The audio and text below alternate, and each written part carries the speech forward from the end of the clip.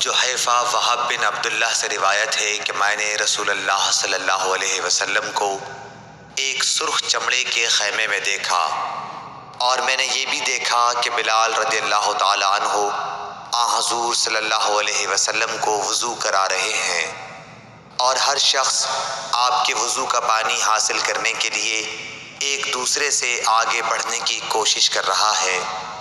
اگر کسی کو تھوڑا سا بھی پانی مل جاتا تو وہ اسے اپنے اوپر مل لیتا، اور اگر کوئی پانی نہ پا سکتا تو اپنے ساتھی کے ہاتھ کی تری ہی حاصل کرنے کی کوشش کرتا۔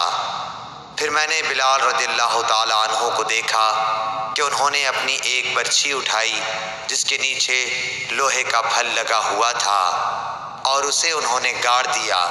نبی کریم صلی اللہ علیہ وسلم ڈیرے میں سے ایک سرخ پوشاک پہنے ہوئے تہبند اٹھائے ہوئے باہر تشریف لائے، اور برچھی کی طرف منہ کر کے لوگوں کو 2 رکعت نماز پڑھائی۔